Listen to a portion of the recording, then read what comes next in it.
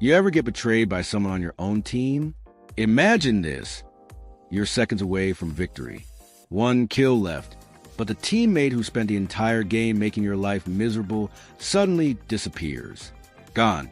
Because you calmly, patiently waited for the most devastating moment possible to hit one single button. This is a story of how I served cold, calculated revenge inside a Halo 2 match. If you've ever been wronged by a toxic teammate, this story's for you. Hit that like button, subscribe if you believe in poetic justice, and settle in, because this is one of the most satisfying examples of instant karma you'll ever hear. It's 2007, the golden era of Halo 2 on Xbox Live, back when online multiplayer felt like the Wild West. No matchmaking balance, no skill filters, no polite good game messages. Just you, your controller, and whatever chaos the internet threw at you that night. I was maybe 16. My setup was simple. A chunky old CRT monitor humming in the corner of my bedroom. That green Xbox logo glowing like a portal to another world. For me, Halo wasn't just a game. It was escape, a place to feel in control, a place where, if you worked hard and played smart, you could win. That night, I loaded into a standard team Slayer match. 4 versus 4. First team to 50 kills. Simple, pure chaos. The map? Lockout.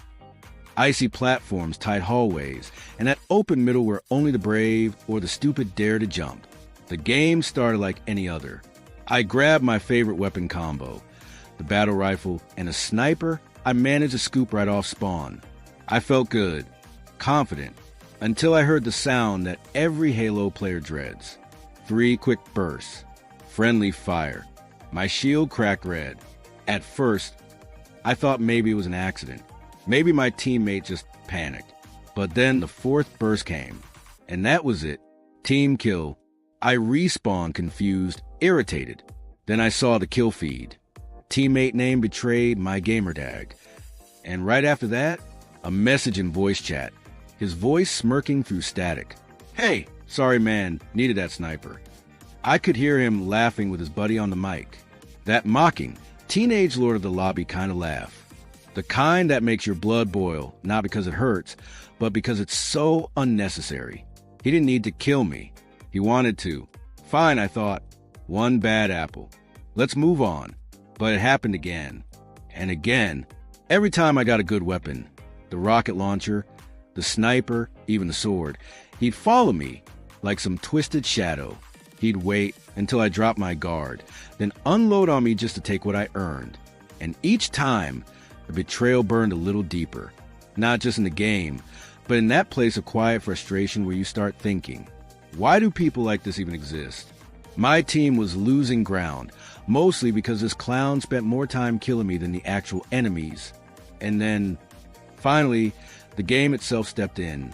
That little message popped up in the center of my screen. Do you want to kick this player from the game for team killing? Yes/no. My thumb hovered over the controller. Oh, I wanted to hit yes. I wanted it more than I wanted to win. But something inside me, something colder, more deliberate, whispered, not yet. For anyone who's never played Halo 2 back then, here's the thing. When that prompt appears, the game literally freezes your screen.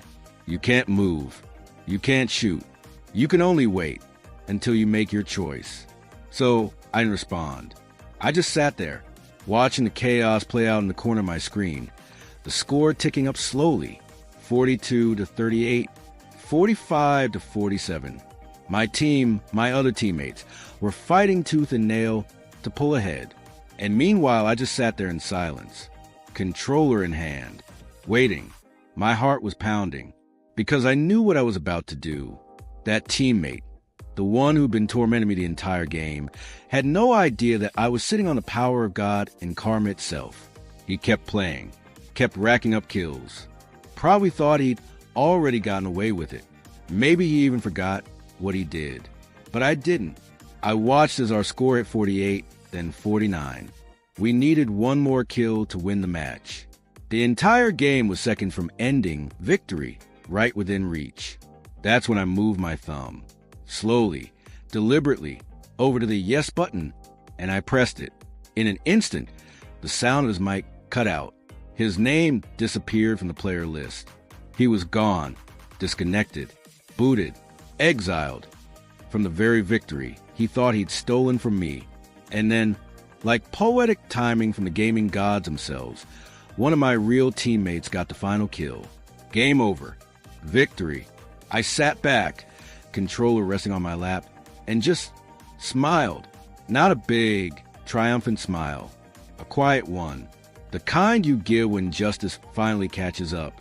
For a few moments, I just stared at the post-game scoreboard. There he was, zeroed out, booted before the win could even count. His name grayed out in shame. I could imagine him on the other side of the connection, staring at his screen, realizing what happened, that the person he mocked, betrayed, and laughed at had been patiently holding his fate in their hands the entire time. And that's the part that made it so satisfying.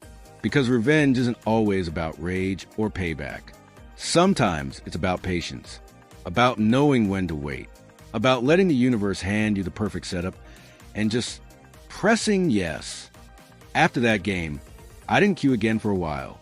I just sat there in that dimly lit room, thinking about how one tiny choice, one press a button, could feel like such poetic balance.